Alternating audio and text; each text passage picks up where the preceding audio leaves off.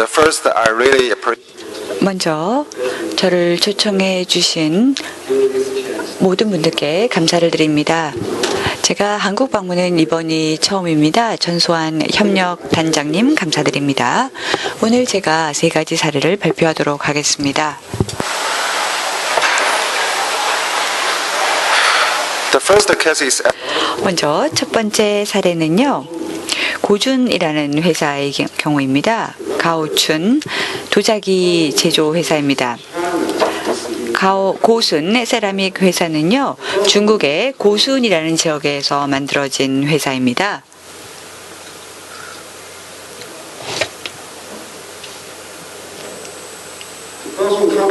고순 세라믹 회사는 1958년에 창업이 되었습니다. 그래서 저희가 사진 2장을 찾았습니다. 아마 한 20년 전으로 거슬러 올라간다면요. 고순 세라믹 회사는요. 그냥 단순하게 도자기를 제조하는 회사에 불과했을 것입니다. 그런데요, 이제는 아닙니다. 여기 한번 보세요. 사진 보면 예술 작품처럼 직접 도자기를 제조하고 있습니다. 중국에서 여러분 아시겠지만요. 한 5년 전부터요. 강조를 한 것이 있습니다. 바로 문화산업 육성입니다. 정말로 한국으로부터 많은 걸 배우고자 노력을 하고 있죠. 문화산업 육성을 위해서요.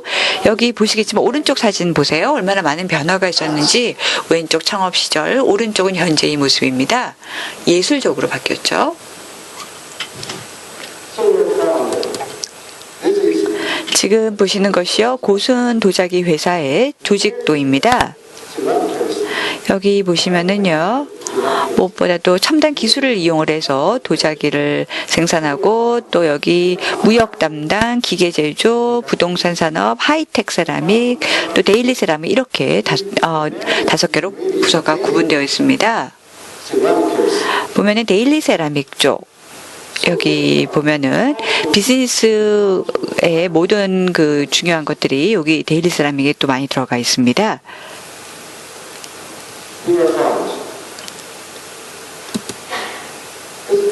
여기 보시면은요, 전 세계에 어떻게 마케팅을 하고 있는지 나와 있습니다.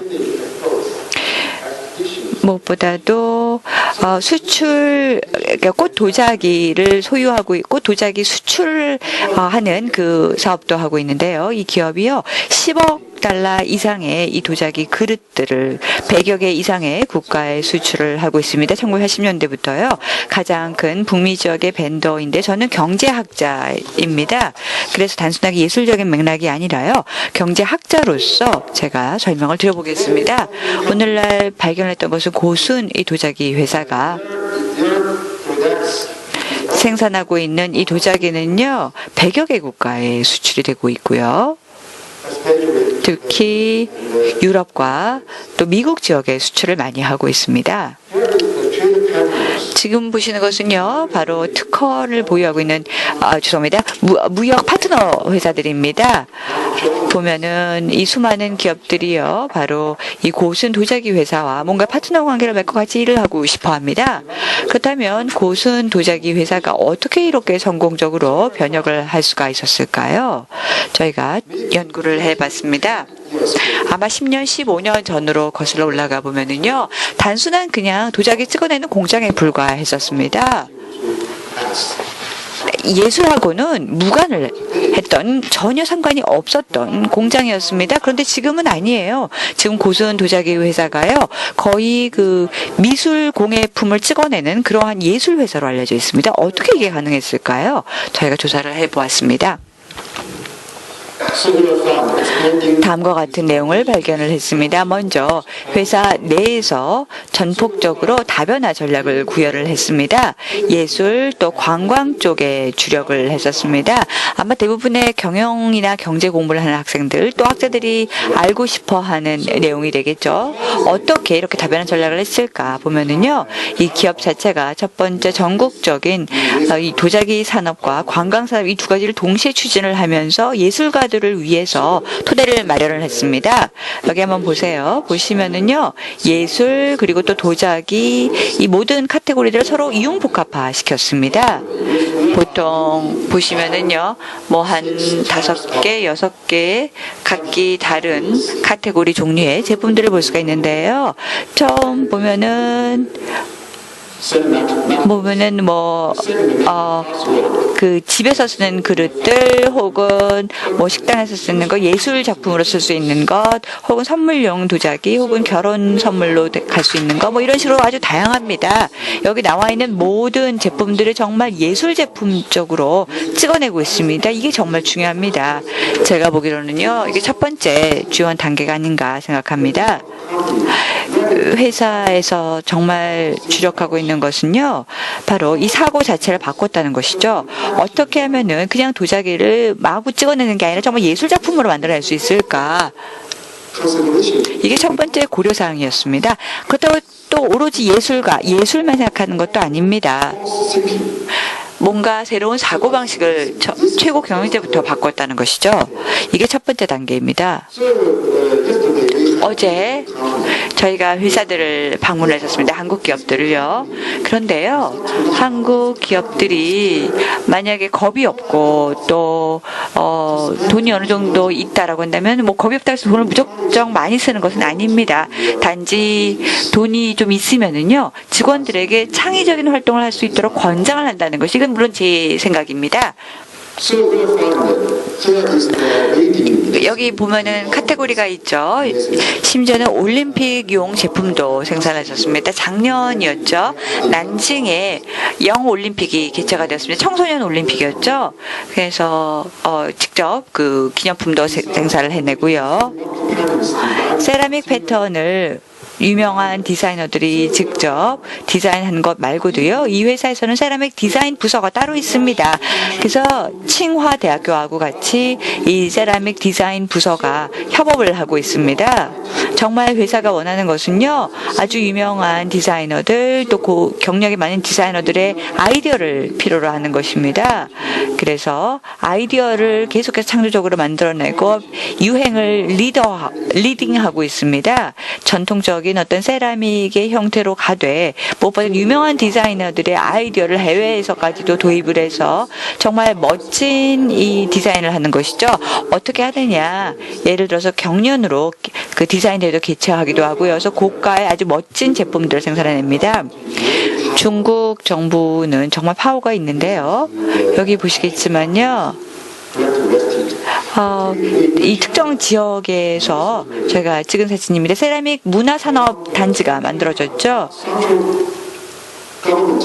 중앙정부 그리고 또 이 지방정부가 정말로 원하는 것은요, 돈을 많이 버는 게 아니라 정말 그 기업들을 육성하고 기업들을 도와주기를 원하고 있습니다.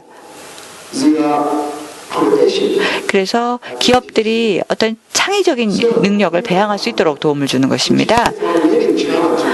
그래서 디자인에서 만든 걸 그냥 죄송합니다. 중국에서 만든 게 메이드 인 차이나가 아니라 디자인드 바이 차이나라고 붙이고 있습니다. 디자인이 설계라는 뜻이죠. 그냥 단순히 만드는 게 아니죠. 몇십 년 전만 해도요, 중국이 디자인했다 이런 거 상상을 하지 못했지만요, 이제는 아닙니다. 이제는 메이드 인 차이나가 아니라 디자인 인 차이나를 적극적으로 중앙정부, 지방정부가 추진을 하고 있습니다. 이게 정말 중요하다는 걸 정부도 깨닫고 있죠. 디자인을 했다는 것 자체가요, 정부가 상당히 많은 돈을 투자를 하고 있습니다. 이 디자인 쪽을 육성하기 위해서요. 그래서 저희가 발견했던 것은, 지금 한번 보세요. 이것은 아주 특별한 페인팅이죠. 또 서예 작품도 있고요. 아주 저명한 예술가들의 작품들, 또 이러한 모든 것들을 전시장에 직접 전시가 된 것입니다. 그래서 보시겠지만 중국식 그림 혹은 중국 서예, 또 중국 예술가들의 작품, 이러한 것들을 그대로 도자기에 프린팅하는 것입니다. 그래서 근로자들이 또 그 가족들이 정말 이런 제품을 생산해내면서 뭔가 미를 즐길 수 있도록, 예술적인 작품을 즐길 수 있도록 하는 것입니다. 그런데요, 무엇보다도 정부가 돈을 투자를 해주고 있고 정책 지원을 해주고 있고 또 그 덕분에 비교 우위 정책이 도입이 되는 것이죠. 그래서 기업들이 당연히 또 좀 더 디자인에 집중할 수 있도록 해줍니다. 지금 보시는 것은요, 징링 컴비네이션이라는 사진인데요. 여기 보시면은 중국의 꽃과 새 페인팅을 위한 토대를 만드는 징링 컴비네이션이라는 브랜드가 처음으로 발표가 되는 모습입니다. 또 여기 보시는 것은요, 마 웰딩이라는 새로운 이 아주 유명한 문학가 그 도자기 예술 전시회가 항주 지역에 개최가 됐었을 때 찍은 사진입니다. 그래서 중국 도자기들과 중국 미술 작품들이 같이 혼합돼서 전시가 되었습니다. 중국에선 가능하겠죠. 물론 한국에서는 이런 거 안 할 것 같고요. 그래서 여러분들이 발견할 수 있는 것은요, 무엇보다도 어떤 계획력, 추진력, 한국과 중국 정말 다르죠. 제 생각으로는요, 한국에서 주로 이 생산이랄까 마케팅 능력 정말 탁월합니다. 그런데 중국 같은 경우를 보면은요, 일부 기업들은요, 가능하면은 정부의 힘을 빌리고자 노력합니다. 정부가 뭔가 파워가 있기 때문에 정부의 파워를 힘입어서 뭔가 하려고 합니다. 이 모든 활동들을 회사 내에서 하기 위해서 정부에게 힘을 빌리고자 합니다. 그런 경향이 좀 짙습니다. 지금 보시는 이 사진도 바로 그 경우죠. 특별한 이 페인팅 머티리얼들을 활용을 해서 도자기를 제작을 하는 방법입니다. 마 선생님이 보여주는 이 장식, 이 아름다움, 이것은 도자기 자체가 정말 아름답게 마감이 되었죠. 만약에 이런 선물을 준다, 뭐 이런 예술 작품들을, 예술 공예품 같은 것들을 받게 된다. 그렇다면은 이거는 그냥 작품이지, 미술 작품이지 도자기나 그릇이 아니죠. 그렇다면 이것을 생산하는 사람들은 기분이 어떨까요? 아, 나는 그냥 공장에서 일하는 그냥 공순이나 뭐 공돌이가 아니라 난 정말 미술 작품을 만드는 사람이구나, 이런 느낌이 들겠죠. 그리고 아주 마음이 풍부한 느낌이 들고요. 그리고 또 아주 풍요로움을 느낄 겁니다. 그게 정말 중요한 것이죠. 특히 네, 여기 또 보시면 강조하는 게 있습니다.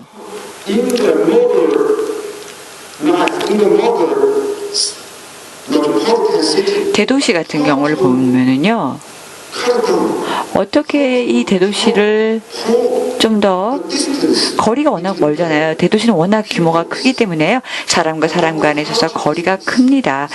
그런데요, 정말 지리적인, 물리적인 거리도 크지만 마음과 마음이 떨어져 있습니다. 그렇지만 예술가가 만약 회사에서 일을 한다, 예술적 개입이 이루어지면은요, 거리가 줄어듭니다. 그러니까 이 마음속에 존재하는 거리도 줄어들게 되고요. 그러면 좀 더 협업을 할 수 있게 됩니다. 여러분 아시겠지만요, 지금 이거 보면 아, 정말 아름답다 이렇게 생각을 합니다. 그런데 뭐가 이렇게 가장 큰 차이가 될까요? 여러분들 정말 가치 있게 여기는 게 뭘까요? 한국의 문화 육성 제도 자체가 물론 외국과 다릅니다. 마찬가지죠. 이렇게 문화 육성 제도가 있기 때문에 한국이 비교 우위를 갖고 있는 것이죠. 제가 생각하기에는 마찬가지라고 생각합니다. 여기 보시면은요, 두 가지 브랜드 볼 수 있습니다. 와이드펜하고 왕싱, 이 두 가지 보실 수 있는데요. 와이드포니하고 왕관이라는 것은 정말 고품질 제품들을 생산해내는 쪽이고요. 또 하나는 그냥 중간급 정도입니다. 그러니까 와이포니는 정말 고가, 아주 명품이고요. 와우코는요, 한 미들급 정도의 브랜드입니다. 그 정도 위치를 차지하고 있죠. 조금 전에 와이포니어고요. 지금 보시는 게 유관입니다. 여기 보면 미들 엔드, 그러니까 중간 가격 정도의 브랜드 가치를 갖고 있습니다. 유칸이라는 이름 자체가 제시듯이 하얀색 보석으로 된 것이고요. 갖춘 세라믹 회사가 활용을 하고 있습니다. 모든 사람들은 효율적으로 일하기를 원하겠죠. 근로자들이 만약에 열심히 일을 합니다. 그러면 회사는 일을 해서 만들어낸 제품을 마케팅해서 팔아야 되겠죠.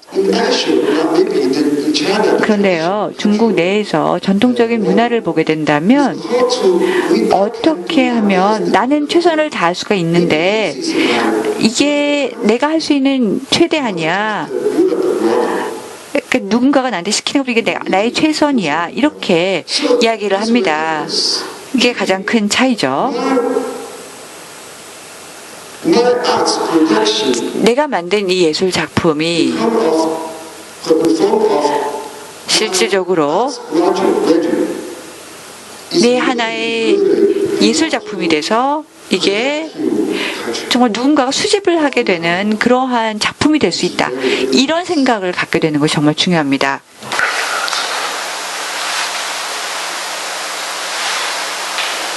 You know, 여러분도 아시겠지만 저는 예술가는 아닙니다. 저는 그냥 경제학을 전공한 경제학자입니다. 이제 두 번째 사례로 들어가겠습니다. 두 번째 사례는요, 회사 박물관입니다. 대기업들이 보통 그들만의 박물관을 회사 내에 세우죠. 첫 번째 질문부터 시작해 보겠습니다. 보면은요, 중국 역사가 정말 유구한데요. 여러분들이 과연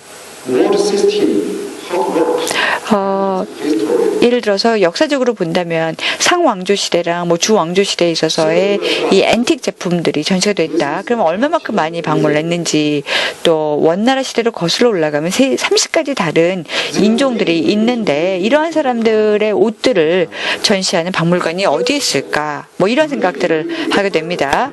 그런데요, 중국의 최초의 기업 박물관은요, 바로 중국의 석탄 박물관입니다. 1983년에 만들어진 것이죠. 엄격하게 말하면 이게 첫 번째입니다. 1983년이라면은요, 여러분들 기억하겠지만요, 단순하게 그냥 직원들을 위해서 만들어진 박물관이 되기보다는요, 상사가, 즉 최고 CEO가 돈이 많이 생겨서 돈을 갖고 있기 때문에, 여유가 있기 때문에 뭔가 이 회사에 대한 역사를 알려주고 싶어서, 혹은 뭔가 역사적인 것을 강조하고 싶어서 이렇게 기업 박물관을 회사 내에 만드는 경우가 대다수였습니다. 여기 보시는 도표는요, 바로 각기 다른 차이를 나타내주는 것이죠. 왼쪽은요, 바로 달리 그룹이 어떠한 산업을 보유하고 있고 또 국영 기업으로서 선두주자적인 역할을 하고 있는 것을 아실 수 있을 것입니다. 사회적인 책임을 지고 이 지역 사회를 발전시키기 위해서, 또 사회에 환원하기 위해서 끊임없이 책임을 완성하기 위해서 노력을 하고 있다라고 나와 있습니다. 그래서 첫 번째가요, 전국적으로 이 푸드 리딩 엔터프라이즈 쪽에 있어서 여러 가지 자금을 제공하고 있고, 두 번째는요, 사회에 책임을 지고 있다라는 내용이 있습니다. 그런데 물론 이 일반적으로 스탠다드화돼서 사회에 환원한다 생각하게 있지만요, 사회적인 책임이라는 거 정말 중요합니다. 중국 회사가 정말 이렇게 돈을 많이 벌어서 풍요로워졌다 그러면은, 우리 기업의 사회적 책임을 완수하고 싶어, 이렇게 천명합니다. 그러면 대중들이 볼 때요, 기업 그리고 또 이 조직 문화에 대해서 새로운 감명을 받게 됩니다. 사회적인 환원을 하게 되면은요. 달리 박물관도 바로 사회적 환원을 하기 위해서 달리 그룹 쪽에서 시작을 했고요. 첫 번째가 디자인 개념이 있습니다. 그래서 바로 예술과 다일로한 푸드, 이 두 가지를 완벽하게 조화를 했던 것이죠. 그리고 타겟팅했던 손님들은요, 바로 각기 다른 연령대, 각기 다른 방문객들이 잠깐 이 박물관에 머무는 동안을 즐길 수 있도록 하는 것이 그들의 목표였습니다. 그렇다면 여러분들 직원들이 만약 여러분의 회사를 이해하기를 원한다, 역사적으로 이해하고 또 이해하고 나서 정말 열심히 근면하게 일을 하고 싶다, 그렇다면 이런 기업 박물관들 효과 있습니다. 지금 보시는 것은요, 바로 이 5m짜리 박물관에 대한 내용인데요. 자, 이 2층으로 구성된 박물관입니다. 1층은요, 나일론 푸드파크이고요. 거대한 계란 노른자 파이 형태로 만들어졌고요. 포괄적인 전시 시스템을 갖고 있습니다. 원센터 6개의 브랜치 더하기 여기에 그 부대 시설들이 있습니다. 2층으로 가면은요, 아주 특이한 쉐입으로 만들어져 있고요. 계란 노른자 파이에서 유래한 모양이면서 기업 문화를 그대로 보여주고 있습니다. 그래서 직원들, 방문객들이 즐길 수 있도록 만들었습니다. 1층 구조인데요. 여기 본다면 물론 전시홀 자체가 아주 특별한 방문객들의 관심을 유출해낼 수 있도록 또 이 제품에 대한 이해를 도울 수 있도록 전시를 놓고 있습니다. 달리 제품들을 완벽하게 이해하고 어떤 과정으로 생산되는지를 알 수 있도록 해주는 것이죠.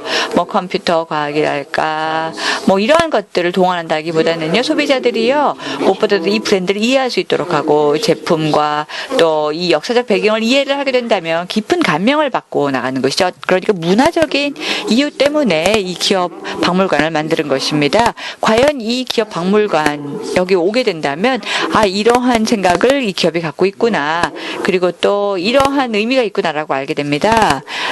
단순하게 근로자들을 위한 게 아니라 엔지니어링 차원에서 만든 게 아니라 박물관을 세웠던 것은요, 바로 이 방문객들은 물론이고 모든 사람들에게 이 직원들을 포함해서 이 기업을 알리기 위한 것이죠.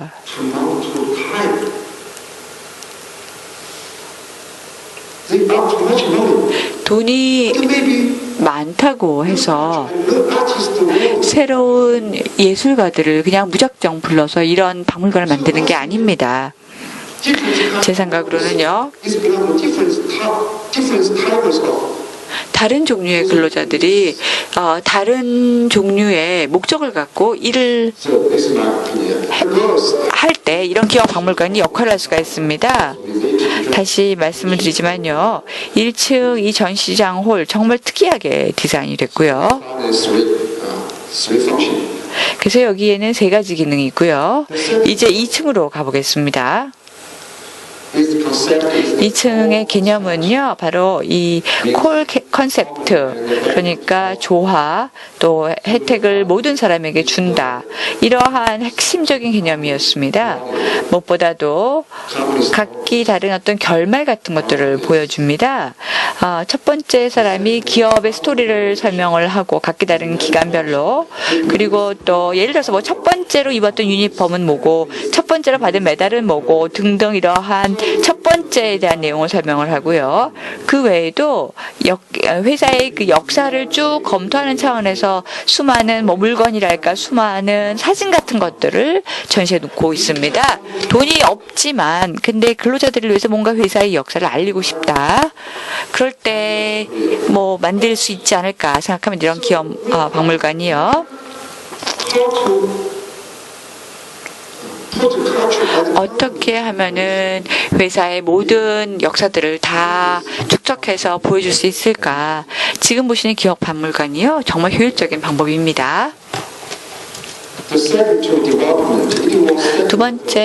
첫 번째는 가장 중요했던 것이 문화적인 개념, 그리고 또 핵심적인 경쟁 개념들을 하나로 합쳤던 거고요. 두 번째 중요한 것은요, 바로 이 모든 측면에서 브랜드를 설립하고 전략을 설립해서 마케팅 차원으로서 구현을 하는 건데요. 이 과정에서 변혁을 시도하는 것이죠. 박물관을 만드는 것과 마찬가지로 최종 사용자들을 위해서 최고의 목표를 제시하고 또 최고의 성과를 제공하는 것입니다. 이러한 단계가 아마도 회사의 전략이 될 수도 있습니다.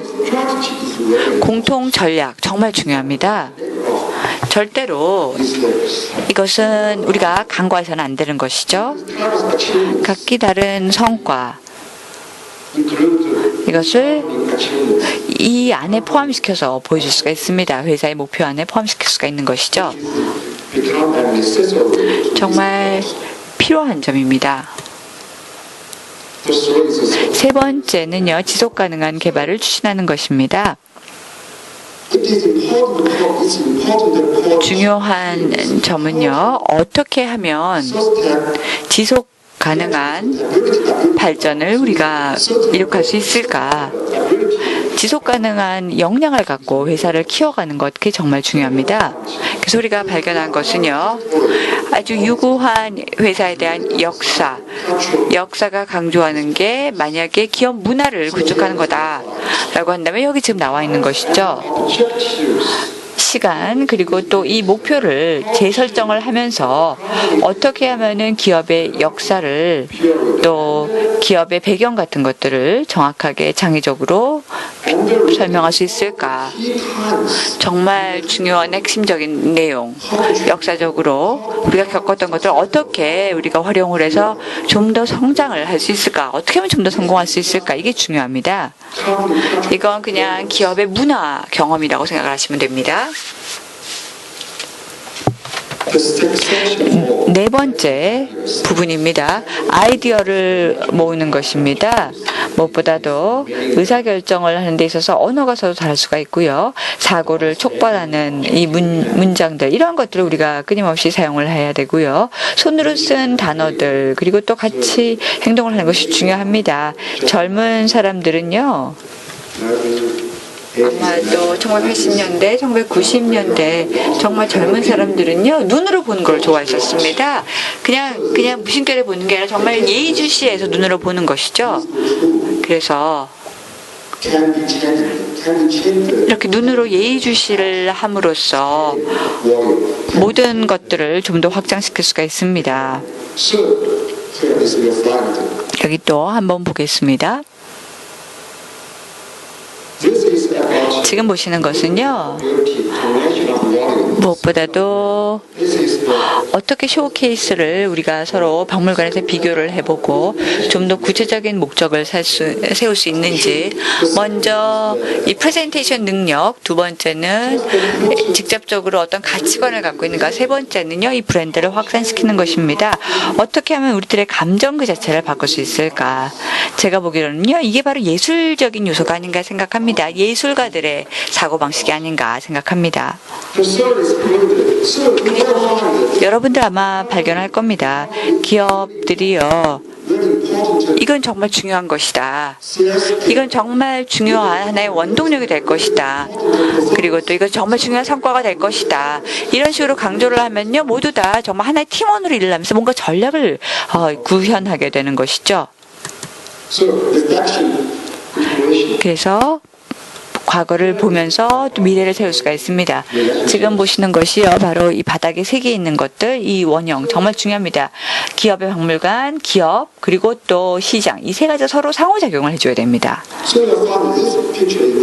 이 그림 정말 중요한 그림인데요. 첫째, 우리가 사회과학자로서 할 수 있는 역할이 뭐가 있을까요? 회사가 무엇을 제공해 줄 수 있을까요? 회사가 근로자들에게 어떤 활동을 할 수 있도록 해줄 건가요? 어떻게 하면은요, 커뮤니케이션을 좀 더 원활하게 할 수 있을까? 고용주와 직원들 간에 어떻게 우리가 할 수 있을까? 정말 중요하죠. 만약에 새로운 기업이 출범을 했다라고 한다면 역시 중요합니다. 기업이 원하는 것은요, 바로 다른 쪽의 이야기를 듣는 것입니다. 회사 직원들의 이야기가 아니라요. 그래서 이 문화적인 가치 정말 중요합니다.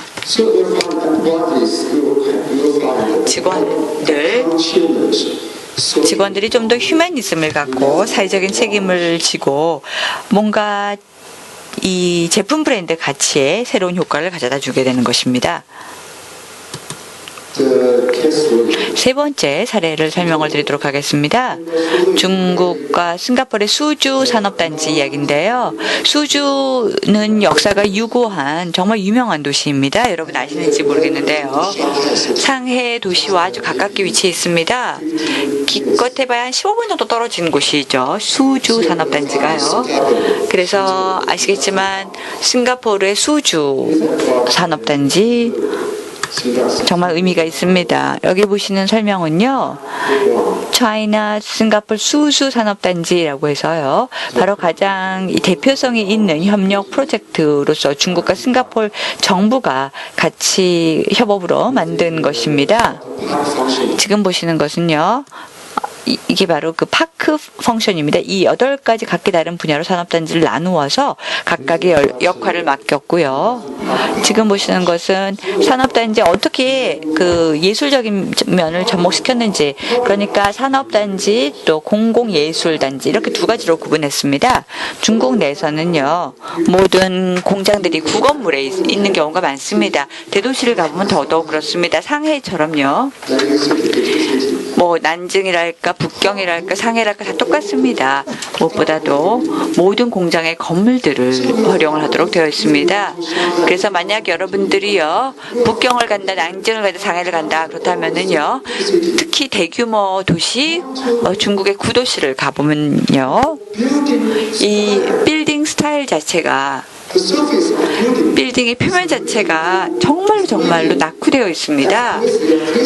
역사를 그대로 느낄 수 있도록 만들어졌죠. 그런데 이 안으로 들어가 보세요. 정말 현대화된 모습을 볼 수 있습니다.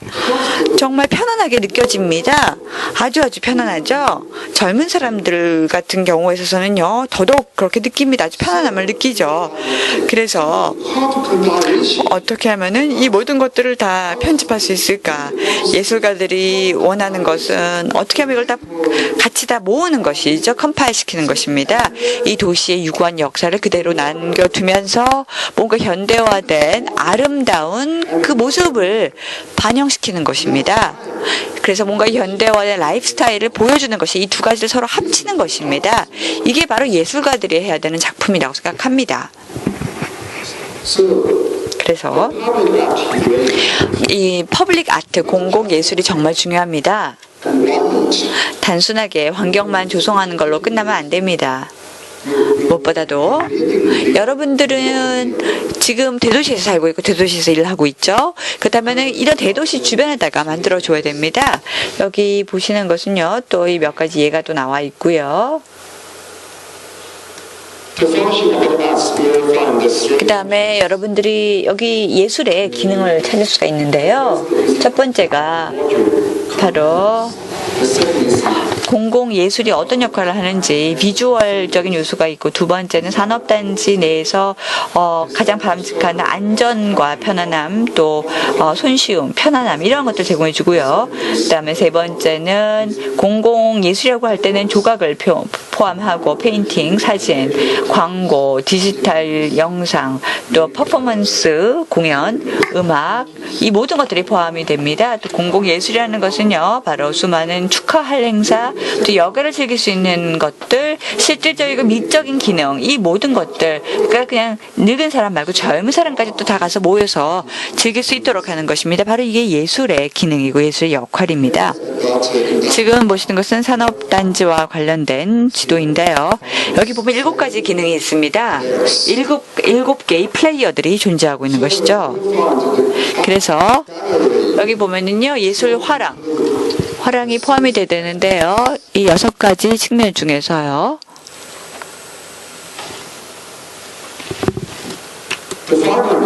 마지막으로 제가 발견한 것은요. 이 사인이 정말 중요한 거입니다.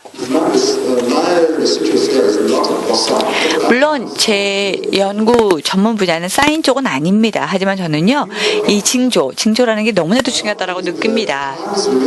시간은 어떻습니까? 너무 빨리 흘러갑니다. 그런데요. 시간이 빨리 흘러갈 때요. 뭔가 사인이 있습니다.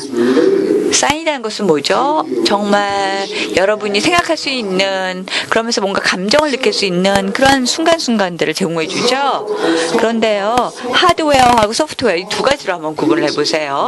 하드웨어 쪽을 본다면 회사 내에서 우리가 뭘 만들 수가 있는지 한번 봐주시기 바랍니다.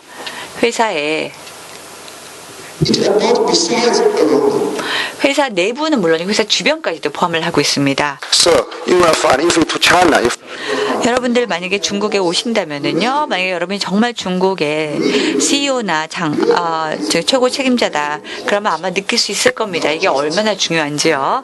단순하게 뭐 미국 사람들 말고 중요시 여기는 게 아닙니다. so here is find 여기 보시면은요, 혁신을 위해서 우리에게 뭐가 필요한지가 나와 있습니다. 예술적 그 감성을 강화시킬 수 있는 파크죠. 먼저 첫 번째 전통적인 것과 유행스러운 이 두 가지를 적절하게 혼합시키고 또 침착하고 조용한 것들과 정말 에너지가 넘치는 것들을 서로 적용하고 적응시키는 것이고요. 이전의 무드와 방법들을 초월을 해서 혁신을 하는 것입니다. 근데 여러분들 그거 아세요? 대부분의 사람들이 나 시간 없어. 그거 못해. 나는 그냥 내 일만 할래. 이렇게 대답을 하는 경우가 많습니다. 물론 제가 뭐 어떤 특정한 일을 하기 위해서 여러분들이 하고 있는 일을 다 포기하고 시간 희생해라라고 하는 것은 아닙니다. 하지만 예술적인 측면을 추구하기 위해서는 우리가 뭔가 추가적인 노력을 기울여야 됩니다. 따라서 각기 다른 업계가 각기 다른 어떤 촉매제 역할을 해나가야 됩니다.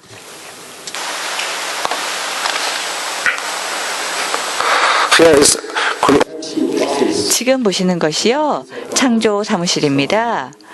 크리에이티브 오피스죠. 이 주변도 한번 봐주시고요. 개방된 장소에 만들어져 있고요. 그래서 재능이 있는 사람들을 계속해서 유치하고 있습니다. 인적 자원이 가장 중요하기 때문이죠.